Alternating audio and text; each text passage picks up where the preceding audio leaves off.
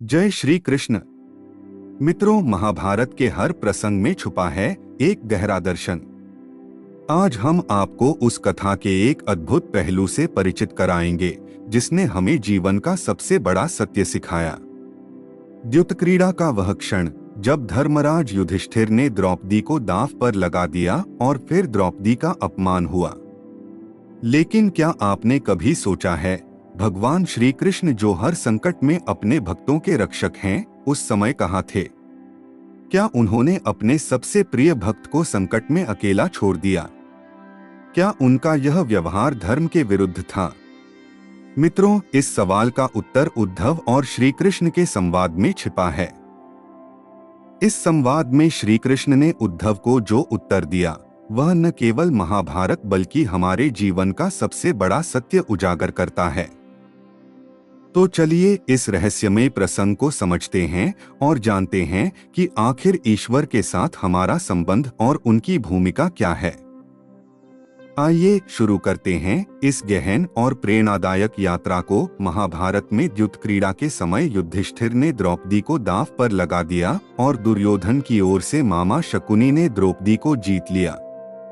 उस समय दुशासन द्रौपदी को बालों से पकड़कर घसीटते हुए सभा में ले आया। जब वहां द्रौपदी का अपमान हो रहा था तब भीष्म पितामह, द्रोणाचार्य और विदुर जैसे न्यायकर्ता और महान लोग भी बैठे थे, लेकिन वहां मौजूद सभी बड़े दिग्गज मुंह झुकाए बैठे रह गए। द्रौपदी को घसीटकर लाया जा रहा था, तब तक भी द्रौपदी को यह भान नहीं था कि मेरा चीरहरण होने वाला है। जब दुशासन से भारी सभा में द्रौपदी की साड़ी उतारने के लिए कहा गया, तब द्रौपदी को इस बात का एहसास हुआ कि संकट बड़ा है। उस वक्त उनने अपने सबसे प्रिय सखा भगवान श्री कृष्ण का नाम पुकारा। हरि हरि अभयम कृष्णा अभयम। उद्धव भागवत में श्री कृष्ण के सखा उद्धव उनसे इस संबंध में कई सवाल करते हैं। आओ जानते हैं श्री कृष्ण उद्धव संवाद को। उद्धव कहते हैं, हे कृष्ण, आप पांडवों के आत्मीय प्रिय मित्र थे। आजाद बांधव के रूप में उन्होंने सदा आप पर पूरा भरोसा किया। कृष्ण, आप महान ज्ञानी हैं। आप भूत, वर्तमान व भविष्य के ज्ञाता हैं। किंतु आपने सच्चे मित्र की जो परिभाषा दी है, क्या आपको नहीं लगता कि आपने उस परिभाषा के अनुसार कार्य नहीं किया? आपने धर्मराज युधिष्ठिर को द्यूत जुआ खेलने से रोका क्यों नहीं? चलो ठीक है कि आपने उन्हें नहीं रोका, लेकिन आपने भाग्य को भी धर्मराज के पक्ष में भी नहीं मोड़ा। आप चाहते तो युधिष्ठिर जीत सकते थे। आप कम से कम उन्हें धन, राज्य और यहाँ तक कि खुद को हारने के बाद तो रोक सकते थे। उसके बाद जब उन्होंने अपने भाइयों को दांव पर लगाना शुरू किया, तब तो आप सभा कक्ष में पहुंच सकते थे। आपने वह भी नहीं किया। उसके बाद जब दुर्योधन ने पांडवों को सदैव अच्छी किस्मत वाला बताते हुए द्रौपदी को दांव पर लगाने को प्रेरित किया और जीतने पर हारा हुआ सब कुछ वापस कर देने का लालच दिया, कम से कम तब तो आप हस्तक्षेप कर ही सकते थे। अपनी दिव्य शक्ति के द्वारा आप पासे धर्मराज के अनुकूल कर सकते थे। इसके स्थान पर आपने तब हस्तक्षेप किया जब द्रौपदी लगभग अपना शील खो रही थी, तब आपने उसे वस्त्र देकर द्रौपदी के शील को बचाने का दावा किया। लेकिन आप यह दावा भी कैसे कर सकते हैं? उसे एक आदमी घसीटकर सभा में लाता है और इतने सारे लोगों के सामने निर्वस्त्र करने के लिए छोड़ देता है। एक महिला का शील क्या बचा? आपने क्या बचाया?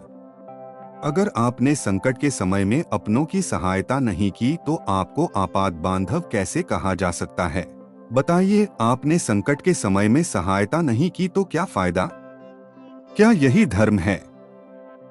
इन प्रश्नों को पूछते पूछते उद्धव का गला रुंध गया और उनकी आंखों से आंसू बहने लगे। भगवान श्री कृष्ण मुस्कुराते हुए बोले, प्रिय उद्धव, यह सृष्टि का नियम है कि विवेकवान ही जीतता है। उस समय दुर्योधन के पास विवेक था, धर्मराज के पास नहीं। यही कारण रहा कि धर्मराज पराजित हुए। उद्धव को हैरान परेशान देखकर कृष्ण जी आगे बोले, दुर्योधन के पास जुआ खेलने के लिए पैसा और धन तो बहुत था, लेकिन उसे पासों का खेल खेलना नहीं आता था। इसलिए उसने अपने मामा शकुनी का द्यूतक्रीड़ा के लिए उपयोग किया। यही विवेक है। धर्मराज भी इसी प्रकार सोच सकते थे और अपने चचेरे भाई से पेशकश कर सकते थे कि उनकी तरफ से मैं खेलूंगा। जरा विचार करो कि अगर शकुनी और मैं खेलते तो कौन जीतता? पासे के अंक उसके अनुसार आते या मेरे अनुसार? चलो इस बात को जाने दो। उन्होंने मुझे खेल में शामिल नहीं किया, इस बात के लिए उन्हें क्षमा किया जा सकता है। लेकिन उन्होंने विवेकशून्यता से एक और बड़ी गलती की, और वह यह कि उन्होंने मुझसे प्रार्थना की कि मैं तब तक सभाकक्ष में न आऊं जब तक कि मुझे बुलाया न जाए, क्योंकि वे अपने दुर्भाग्य से खेल मुझसे छुपकर खेलना चाहते थे। वे नहीं चाहते थे मुझे मालूम पड़े कि वे जुआ खेल रहे हैं। इस प्रकार उन्होंने मुझे अपनी प्रार्थना से बांध दिया। मुझे सभाकक्ष में आने की अनुमति नहीं थी। इसके बाद भी मैं कक्ष के बाहर इंतजार कर रहा था कि कब कोई मुझे बुलाता है। भीम, अर्जुन, नकुल और सहदेव सब मुझे भूल गए। बस अपने भाग्य और दुर्योधन को कोसते रहे। अपने भाई के आदेश पर जब दुशासन द्रौपदी को बाल पकड़कर घसीटता हुआ सभाकक्ष में लाया, द्रौपदी अपनी सामर्थ्य के अनुसार जूझती रही। तब भी उसने मुझे नहीं पुकारा। उसकी बुद्धि तब जागृत हुई जब दुशासन ने उसे निर्वस्त्र करना प्रारंभ किया। जब उसने स्वयं पर निर्भरता छोड़कर हरि हरि अभयम कृष्णा अभयम की गुहार लगाई, तब मुझे उसके शील की रक्षा का अवसर मिला। जैसे ही मुझे पुकारा गया, मैं अविलंब पहुंच गया। अब इस स्थिति में मेरी गलती बताओ। उद्धव बोले, कान्हा, आपका स्पष्टीकरण प्रभावशाली अवश्य है, किंतु मुझे पूर्ण संतुष्टि नहीं हुई। क्या मैं एक और प्रश्न पूछ सकता हूँ? कृष्ण की अनुमति से उद्धव ने पूछा। इसका अर्थ यह हुआ कि आप तभी आओगे जब आपको बुलाया जाएगा। क्या संकट से घिरे अपने भक्त की मदद करने आप स्वतः नहीं आओगे? कृष्ण जी मुस्कुराए, उद्धव, इस सृष्टि में हरेक का जीवन उसके स्वयं के कर्मफल के आधार पर संचालित होता है। न तो मैं इसे चलाता हूँ और न ही इसमें कोई हस्तक्षेप करता हूँ, मैं केवल एक साक्षी हूँ। मैं सदैव तुम्हारे नजदीक रहकर जो हो रहा है उसे देखता हूँ। यही ईश्वर का धर्म है। उलाहना देते हुए उद्धव ने पूछा, वाह वाह, बहुत अच्छा कृष्ण, तो इसका अर्थ यह हुआ कि आप हमारे समीप खड़े रहकर हमारे सभी दुष्कर्मों का निरीक्षण करते रहेंगे। हम पाप पर पाप करते रहेंगे और आप हमें साक्षी बनकर देखते रहेंगे। आप क्या चाहते हैं कि हम भूल करते रहें, पाप की गठरी बांधते रहें और उसका फल भुगतते रहें? तब कृष्ण जी बोले, उद्धव, तुम शब्दों के गहरे अर्थ को समझो।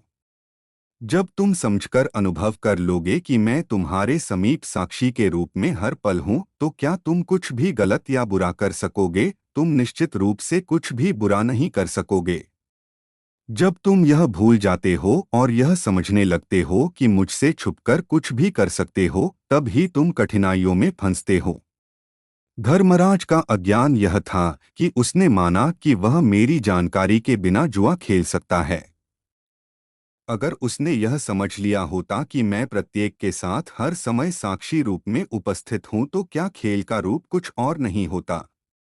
उद्धव मंत्रमुग्ध हो गए और बोले, प्रभु, कितना गहरा दर्शन है, कितना महान सत्य।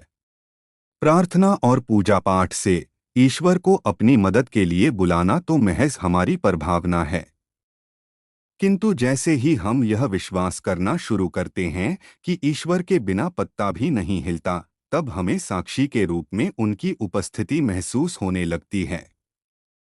गड़बड़ तब होती है जब हम इसे भूलकर सांसारिकता में डूब जाते हैं।